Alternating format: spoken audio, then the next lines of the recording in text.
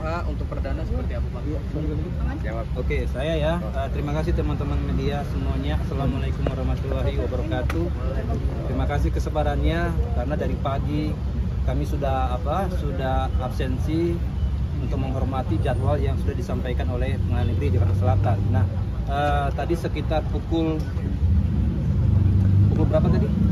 2. Ya, sekitar pukul 14.00 waktu Indonesia Barat telah dilakukan persidangan perdana, yaitu terkait dengan legal standing ya, surat kuasa masing-masing pihak sebagai kuasa penggugat, para penggugat, dan sebagai kuasa para tergugat. Nah, di sana ada pemeriksaan terkait dengan kartu advokat, apakah masih berlaku atau sudah kadaluarsa. Kemudian ada pemeriksaan berita acara sumpah ya. Terus kemudian juga ada pemeriksaan yang dilakukan oleh 3 majelis hakim terkait dengan dokumen-dokumen yang terkait dengan legal standing sebagai penerima kuasa dan pemberi kuasa. Demikian.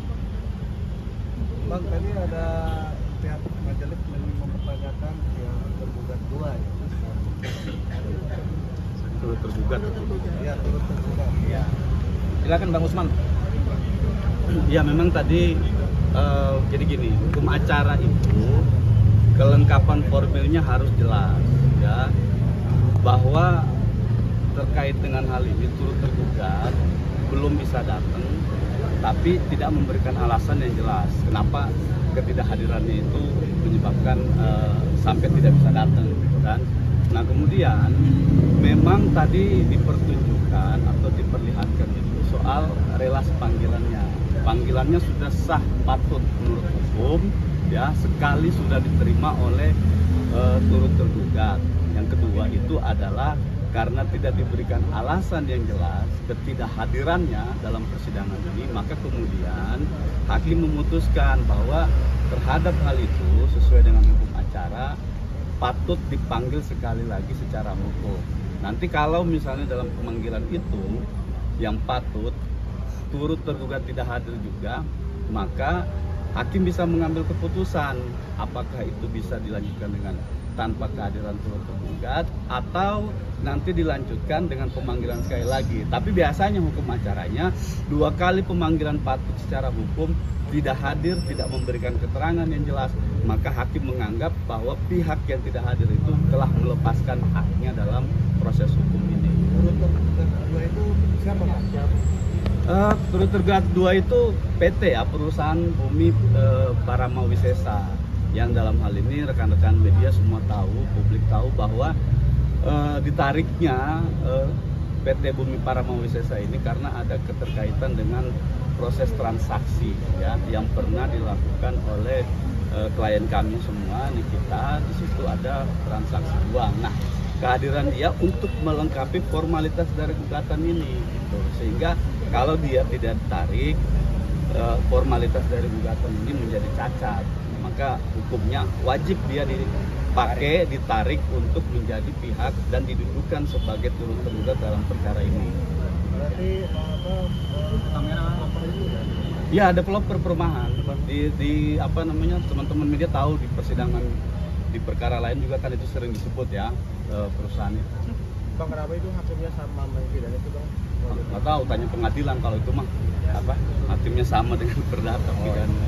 Kalau itu kita nggak tahu ya. Ada yang lain?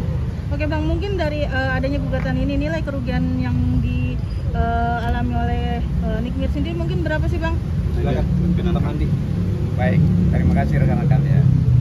Bahwa memang di dalam gugatan kita itu kan sudah jelas ya, bahwa ada kerugian material.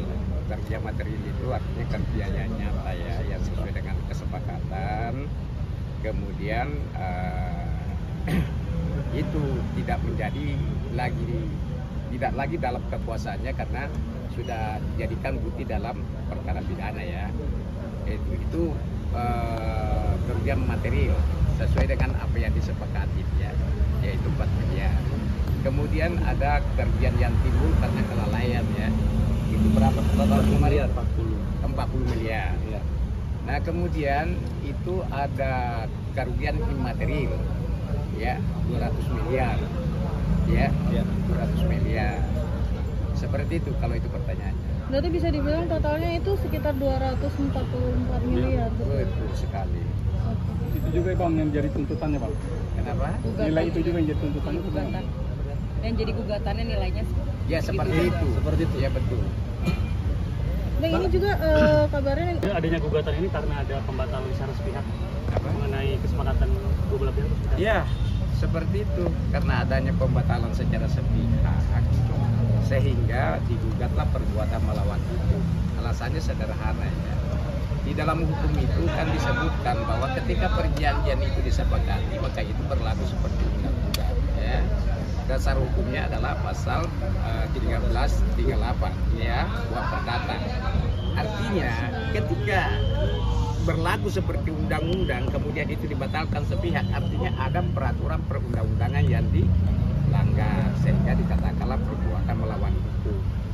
Nah, ada lagi yang memang menurut kami ya, analisis kami bahwa selain daripada itu ada perbuatan-perbuatan namanya legal access ya. Dia merekam ya kan, kemudian rekaman itu ya, bahkan itu bisa berarti pidana ya, karena itu diatur di dalam Undang-Undang ITE pasal 31 ayat 1 saudara ya, seperti itu. Dan kedua, diduga tergugat ini ketiga, diduga tergugat ini diduga ya bahwa tergugat ini juga telah melakukan ya perbuatan melawan hukum dengan cara membujuk rayu ya kan, untuk melakukan kerjasama. Setelah terjadi kerjasama, kemudian hasil kerjasama itu dijadikan bukti untuk melaporkan penggugat ini di kasus pidana. Nah, perbuatan inilah biasa disebut penipuan ya. Ya teman-teman ya, wartawan ini bukan hanya di pidana itu ada penipuan. Di dalam hukum perdata pun juga ada penipuan. Pasalnya adalah 1328, boleh kalian buka semua ya. Itu ada. Dasarnya karena adanya bujuk rayu tadi itu. Ya, niatnya bukan untuk kerjasama tapi memang dengan sengaja ya, dan dapat dibuktikan adanya dia merekam dan lain-lain semuanya, kemudian semuanya itu dijadikan bukti dalam kasus pidana. Gitu ya. Ada yang lain? Bang, ini terkait dengan nih kita sempat melontarkan juga bahwa dia mendapatkan panggilan dari KPK, Bang. Itu mungkin seperti apa, Bang, kasusnya, Bang? Ya, Oke, Pak Usman mungkin? Iya, jadi betul. Ini kan soal memaknai saja ya. Panggilan itu, surat itu adalah surat dari KPK benar. Diterima minggu kemarin oleh Nikita, itu sore ya. Nah, dalam hal ini KPK itu menyampaikan informasi bahwa terhadap laporan atau pengaduan adanya dugaan tindak pidana korupsi berupa suap atau gratifikasi ini, ya, kemudian diminta untuk melengkapi data-data pendukung, dokumen pendukung. Saya kemarin itu sudah ke KPK, sudah memenuhi itu semua, gitu. Saya bersama tim kemarin datang ke KPK menyampaikan dokumen-dokumen pendukung itu. Apa yang diminta oleh KPK, apa yang disampaikan oleh KPK, itu semua kami serahkan kepada KPK kemarin, ya, sehingga KPK bilang nanti terkait dengan hal ini berikutnya akan ada informasi lagi dan lain sebagainya. Diharapkan kepada kuasa hukumnya ya untuk tetap berkomunikasi sama pihak KPK dan lain sebagainya. Nah, itu semua sudah kita serahkan. Bagaimana prosesnya, apa hasilnya, seperti apa perkembangannya, kita tidak bisa menyampaikan dalam ruang publik ini. Nanti itu menjadi konsumsi pribadi bagi KPK. Akan setelah mendapatkan surat panggilan tersebut juga menyatakan bukti-bukti lain, Bang? Iya, itu tadi bukti lainnya itu kita lampirkan kemarin ada sekitar 5 atau 6 bukti, ya, bukti awal atau bukti permulaan atas adanya dugaan tindak pidana korupsi ini berupa suap atau gratifikasi. Itu 5 bukti kemarin itu kita serahkan ke KPK untuk mendukung laporan-laporan yang sudah pernah disampaikan oleh Nikita pada bulan Juli apa Agustus gitu. Nah, sehingga dengan dasar itu, dengan petunjuk yang diberikan oleh KPK kemarin melalui suratnya, maka kita resmi menyerahkan dokumen itu. ini loh Pak Pak gitu kan, dokumen ini yang kami sampaikan. Nah, silakan KPK menelaah apakah kemudian nanti bukti itu bisa bermakna di depan hukum gitu ya, sehingga dengan dokumen itu nanti apakah bisa melanjutkan proses hukum berikutnya, ya nanti silakan KPK yang menentukan. Itu semua ditentukan dari hasil telaah yang akan dilakukan oleh KPK kemudian hari ini. Pemeriksaan NM-nya udah belum, Bang?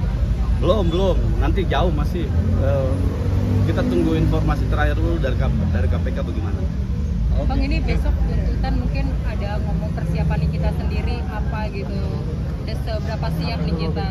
Kita dari awal menghadapi proses ini dia sangat siap ya. Ingat ya teman-teman media ya. Nikita sangat siap karena Nikita itu merasa tidak pernah melakukan dugaan tindak pidana yang dituduhkan ya. Nikita sudah sangat siap. Jangankan besok menghadapi tuntutan ya. Proses sebelumnya saja dia sudah sangat siap, apalagi dengan tuntutan ini. Tuntutan ini dia merasa, saya merasa tidak bersalah gitu. Nah, kami juga sebagai tim penasihat hukum dalam kasus pidana ini mempunyai keyakinan yang besar bahwa kemudian Nikita itu harus bebas gitu. Apa keyakinan kami itu didasarkan pada apa? Didasarkan pada bukti, didasarkan pada pengakuan dari korban sendiri, didasarkan pada ahlinya mereka sendiri dari kejaksaan, didasarkan pada dokumen ya. Sehingga kami mengcounter itu dengan ahli dan saksi kami gitu. Nah, semua rangkaian proses hukum ini sudah terjadi, sampailah kami kepada tahap kesimpulan bahwa Nikita ini harus bebas. Sebenarnya harapannya memang untuk bebas ya Nikita Iya, sendiri. bebas, harus bebas. Ya, walaupun misalnya besok tuntutan apapun dari jaksa, Apapun ya, tuntutannya, gentar harus bebas. tak gentar tetap kita lawan gitu. Lawan dalam arti melawan secara hukum ya, bukan melawan dengan fisik, bukan. Kita melawan dengan keilmuan, kita melawan dengan argumentasi hukum yang kita yakini sampai hari ini Nikita harus bebas. Sidang selanjutnya, Bang. Sidang selanjutnya Kapan akhirnya sidang? Itu sidang selanjutnya 2 minggu lagi. 2 minggu lagi ya. Hari Rabu tanggal 22 ya Oktober. Akhirnya sama ya. Menunggu kehadiran dari turut tergugat ya. Nanti kalau turut tergugat sudah hadir, tentu nanti majelis hakim akan menyampaikan agenda berikutnya, yaitu proses mediasi ya, sesuai dengan Perma 1 2016 junto Perma nomor 3 tahun 2022 tentang proses mediasi secara elektronik. Nanti akan disampaikan siapa mediatornya ya. Cukup ya. Foto dulu. Cukup ya. Makasih, Bang. 1, 2, 3. Itu ada rekan kita silakan. Iya. Oh iya. Gantian. Next. Oke, terima kasih. Terima kasih banyak teman-teman semuanya.